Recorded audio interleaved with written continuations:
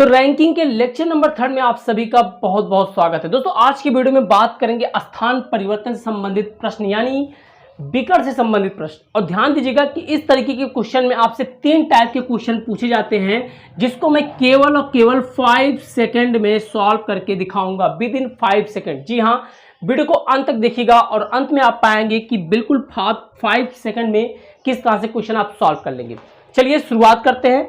सबसे पहले हम बात करेंगे कि क्वेश्चन के कुछ बेसिक चीज मैं आपको बता देता हूं। देखिए होता क्या है सर, इसमें आपसे जो क्वेश्चन पूछता है वो 3 टाइप के क्वेश्चन पूछते हैं। कौन कौन से? पहला तो पूछेगा कि पंक्ति में टोटल नंबर यानी कुल कितने व्यक्ति बैठे हैं। दूसरा क्वेश्चन पूछता है कि व्यक्ति का नया स्थान यानी जो व्यक्ति दिया होगा उसका नया स्थान, व्यक्ति का नया स्थान, ठीक है। और जो तीसरा क्वेश्चन पूछता है, तीसरा क्वेश्चन ये पूछता है कि दोनों व्यक्ति के बीच में यानी अभी ये कह सकते हैं कि मध्य में कितने व्यक्ति बैठे हैं, मध्य में, दोनों व्यक्ति के मध्य में संख्या कितनी संख्या होगी। तो इन तीनों क्वेश्चन को हम केवल एक ही तरीके से सॉल्व करेंगे, ठीक है। चलिए अब मैं आपको कुछ चीजें और बता देता हूं। जैसे पहली चीज तो ये समझिएगा, बेसिक चीज क्या होती है। जब भी हम किसी भी क्वेश्चन को सॉल्व करेंगे रैंकिंग से रिलेटेड तो ध्यान समझिएगा, हम सबसे पहले इस लाइन पे फोकस करते हैं। कोई भी पंक्ति होगी तो या तो वो ऊपर से नीचे होगी, या तो ऊपर से नीचे होगी, या तो दाएं से बाएं होगी। अब समझिएगा कि बाएं से दाएं का मतलब क्या हुआ। यहां से अगर हम इधर से काउंट करेंगे तो ये हमारा होता है बाएं से, क्या होता है, बाएं से। और ये जो इधर से जब करेंगे तो ये हमारा होता है दाएं से, क्या होता है सर, दाएं से। अब समझिएगा, इसको हम ये भी कह सकते हैं आगे से, क्या कह सकते हैं, आगे से, या और भी कह सकते हैं प्रारंभिक छोर से, क्या कह सकते हैं, प्रारंभिक छोर से। इसको हम कह सकते हैं अंत से, क्या कह सकते हैं, अंत से, ठीक है, अंत से। या फिर ये भी कह सकते हैं कि अंतिम छोर से, क्या कह सकते हैं, अंतिम छोर से। तो इस पंक्ति को फोकस करना है, यानी इधर से जब चलेंगे तो हमारा बाएं से या आगे से या प्रारंभिक छोर से, और जब इधर से चलेंगे तो दाएं से या अंत से या अंतिम छोर से, इस तरीके से। और जब भी आपसे कहा जाएगा कि ऊर्ध्वाधर लाइन यानी या ऊपर से नीचे की बात की जाएगी तो ऊपर से नीचे का मतलब ये हो गया ऊपर और ये हो गया नीचे। तो इस बेसिक चीज को आपको फोकस करना है। चलिए अब ये चीज आपको समझ में आ गया होगा सर, तो अब हम आपको बताते हैं, सीधे चलता हूं मैं आपको। तो देखिए क्वेश्चन क्या है, समझिएगा। पहली चीज क्वेश्चन ये कह रहा है कि एक पंक्ति में, क्वेश्चन देखिए सामने आपको स्क्रीन पे दिख रहा होगा कि एक पंक्ति में राम आरंभ से 17वें स्थान पर है। तो क्या कह रहा है सर, देखिए राम जो है प्रारंभ से, तो प्रारंभ से का मतलब हो गया लेफ्ट से, लेफ्ट से कौन से स्थान पे है राम, 17वें स्थान पर है, ये हो गया राम। फिर कह रहा है यौम मोहन अंत से 27वें स्थान पर है। तो मोहन जो है अंत से का मतलब दाएं से, अंत से का मतलब राइट से 27वें स्थान पर है। अब कह रहा है जब दोनों स्थान परिवर्तन करते हैं यानी दोनों व्यक्ति स्थान को क्या कर लेते हैं, इंटरचेंज कर लेते हैं, तो क्या देखने को मिलता है, मोहन का आरंभ से 14वां स्थान हो जाता है। तो मोहन का आरंभ का मतलब मोहन का लेफ्ट से 14वां स्थान हो जाता है। उसके बाद कहता है कि अब बताइए, अब 3 क्वेश्चन पूछेगा। पहला क्वेश्चन ये कह रहा है कि नई स्थिति में राम अंत से कौन से स्थान पर है। तो न्यू स्थान पूछ रहा है कि राम का नई स्थिति से, मतलब राम का पूछ रहा है कितना, राइट से यानी अंत से कौन सा स्थान होगा, न्यू। दूसरा चीज कह रहा है कि पंक्ति में कुल मध्य में यानी मध्य में बैठे व्यक्ति की संख्या। तीसरा पूछेगा टोटल संख्या। तो इस तीनों क्वेश्चन को हम 5 सेकंड के अंदर सॉल्व करते हैं। चलिए तो क्वेश्चन आपको दिख रहा होगा सर, हम क्वेश्चन आपको सॉल्व कराते हैं। क्वेश्चन कैसे सॉल्व करेंगे, सबसे पहली चीज आप ये समझिए कि यहां पे हमें करना क्या है।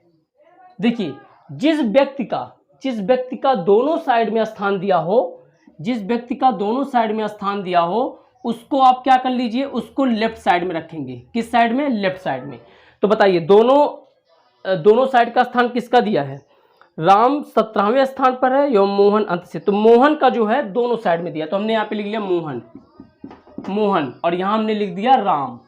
ठीक है, ये हमने लिख दिया राम और ये हमने लिख दिया मोहन। तो मोहन की बात करें तो मोहन का क्या दिया है, 27वें स्थान पर एक दिया है और दूसरा क्या दिया है, 14वें स्थान पर आ गया, जबकि राम का दिया है 17वें स्थान पर।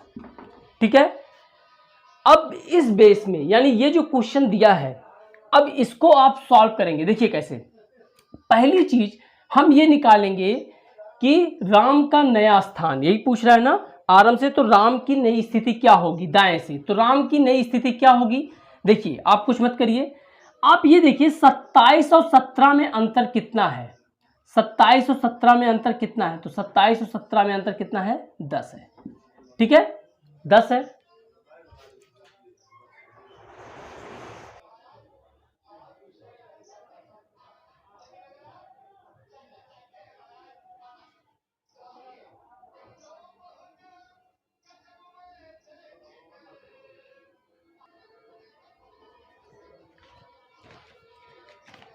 तो यहाँ पे जब अंतर आपका 10 है तो यहाँ पे भी अंतर 10 आना चाहिए। तो बताइए अगर मैं यहाँ पे -10 करूँ तो -10 करेंगे तो यहाँ पे कितना आ जाएगा, 4 आ जाएगा।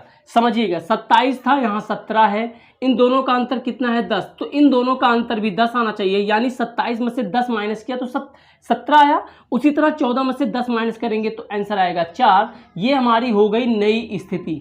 क्या हो गई भैया, नई स्थिति। ठीक है, समझिएगा ये हो गया हमारा नया स्थिति। ये किसका आया, राम का अंत से स्थान। तो चलिए एक क्वेश्चन हमने सॉल्व कर दिया।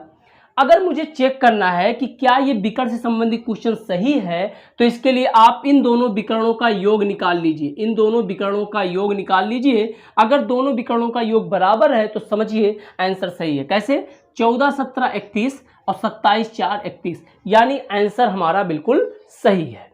चलिए अब बात करेंगे सर कि कुल व्यक्ति कितने होंगे, पंक्ति में कुल व्यक्तियों की संख्या।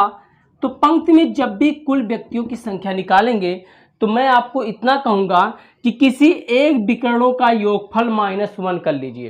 क्या कर लें, किसी एक विकर्णों का योगफल -1, तो कुल व्यक्ति बराबर हो जाएंगे किसी एक, देखिए मैं लिख दे रहा हूं, किसी एक विकर्ण का योगफल। ठीक है, किसी एक विकर्ण का योगफल, योगफल माइनस क्या हो जाएगा, किसी एक विकर्ण का योगफल योग -1, ये हमारा आंसर हो जाएगा पंक्ति में कुल व्यक्ति की संख्या। तो विकर्ण का मतलब ये जो क्रॉस है, इसका और इसका विकर्ण, इसका इसका, यानी आप चाहे इससे निकल लीजिए चाहे इससे।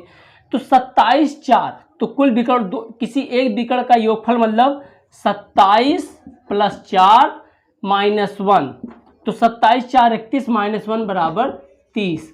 ये हमारा आंसर हो गया पंक्ति में कुल बैठे व्यक्तियों की संख्या। चलिए ये हमें समझ में आ गया कि पंक्ति में कुल बैठे व्यक्तियों की संख्या कितनी हो गई सर, 30 हो गया। देखिए इतना आसान तरीका है, इससे आसान आपको कुछ भी नहीं मिलेगा। तीसरा क्वेश्चन पूछता है कि पंक्ति में, यानी ये कहें कि दोनों व्यक्ति यानी मोहन और राम के मध्य बैठे व्यक्तियों की संख्या क्या होगी। तो मध्य में अगर बात करें तो आप ऐसे कर सकते हैं, देखिए यहां पे आप ऐसे कर सकते हैं,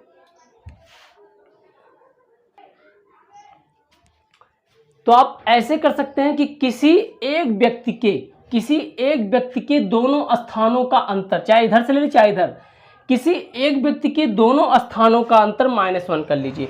तो अगर मुझे निकालना हो मध्य में बैठे व्यक्ति की संख्या, मध्य में बैठे व्यक्ति की संख्या, तो इसके लिए मैं क्या करूंगा, इसके लिए हम आसानी से निकाल लेंगे कि किसी एक व्यक्ति के दोनों स्थानों का अंतर, मैं यहां पे लिख दे रहा हूं, किसी एक व्यक्ति के,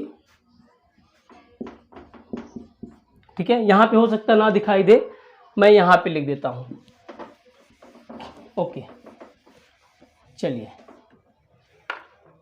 यहां पे मैंने लिख दिया कि अगर मुझे मध्य में निकालना हो कि मध्य में कितने व्यक्ति बैठे हैं, तो आपको क्या निकालना है, किसी एक व्यक्ति के दोनों स्थानों का अंतर,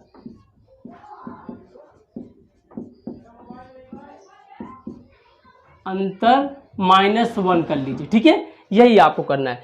तो चाहे इन दोनों इधर से निकाल लीजिए चाहे इधर से निकाल लीजिए, क्योंकि ये कौन है, यहाँ पे ये मोहन है, इधर राम है। हमेशा ध्यान दीजिएगा कि मैं लेफ्ट में उस व्यक्ति को रखूंगा जिसके दोनों साइड दिए हो, तो इसके दोनों साइड दिए थे इसलिए मैं इसको लेफ्ट में रखूंगा, बाकी राइट में रखूंगा।